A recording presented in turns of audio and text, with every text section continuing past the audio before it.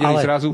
Machalu nepovažujem za tému, to je nekultúrny človek. Dobré ráno, priatelia. Včera večer som si mal možnosť z archívu pozrieť diskusnú reláciu, ktorá bola odvysielaná na STVR2 a ktorú moderoval Jaroslav Daniška s názvom Spor o kultúru. Pozval si tam hudobného skladateľa pána Godu, filmového režisera pána Šulika a bývalého ministra kultúry pána Maďariča.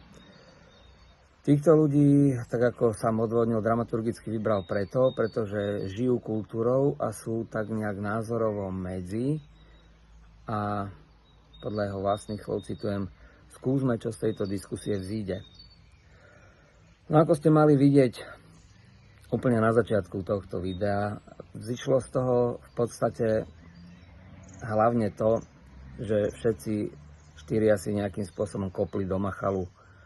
Podľa pána Danišku som nekultúrny človek, podľa pána Maďariča som normalizátor, podľa pána Godu som dokonca idiot a pán Šulík sa na tom všetkom iba smial.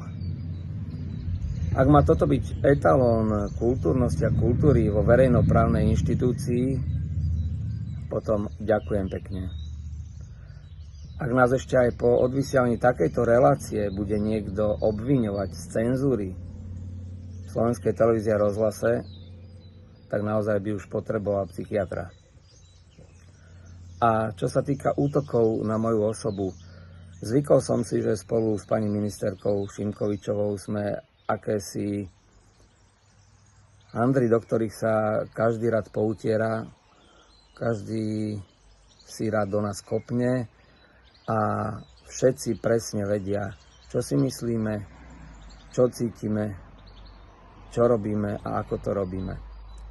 Je len škoda, že väčšina z tých ľudí nás nikdy v živote nevyzvala naozaj na rovnocenný dialog a diskusiu, ale len na nejaké politické prekáračky. A tým pádom je veľmi ťažké vysvetľovať aj verejnosti, čo naozaj v kultúre sa deje, pokiaľ ste permanentne 2,5 roka pod sústredeným politickým a mediálnym lynčom. Pánovi Daniškovi by som chcel odkázať, že na rozdiel od neho, ja som od 4 rokov videl národných umelcov, spisovateľov, hercov, spevákov naživo. Môj otec bol slovenský spisovateľ. Ja mám hudobné vzdelanie a takisto mám vzdelanie v oblasti literatúry a slovenského jazyka a nemyslím si, že som nekultúrny človek. Na operu a koncerty vážnej hudby som takisto chodil od 6 rokov, že poznám repertoár všetkých svetových významných, aj hudobných skladateľov, aj autorov hudobno-dramatických diel, ktorými sú opery alebo aj operety. Viete, je to smutné, keď sa považujete vy za nejaký etalón kultúry a kultúrnosti. Vy ste vlastne kto? Ste držiteľ Nobelovej ceny za literatúru? Alebo ste autor nejakého veľmi výnimočného kultúrneho diela?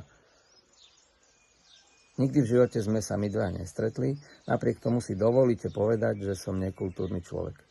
Bravo. Takže takto, pán Daniška. Týmto vás verejne vyzývam, aby ste sa aj vy a samozrejme aj Slovenská televízia a rozhlas ospravedlnili mojej osobe za všetky tie urážky a invektívy, ktoré padli v tejto relácii. A následne vás týmto chcem vyzvať, aby ste zorganizovali ďalšiu diskusnú reláciu, kde však budem diskutovať ja s kolegami z Ministerstva kultúry, prípadne z organizácií, ktoré riadime a povieme náš pohľad na kultúru. Pretože nás ste sa vôbec nepýtali. A keď už sa teda rozprávate o kultúre, o nás bez nás, je to poprvé veľmi neprofesionálne, po druhé je to veľmi, ale naozaj veľmi neslušné. Všetkým želám krásny deň.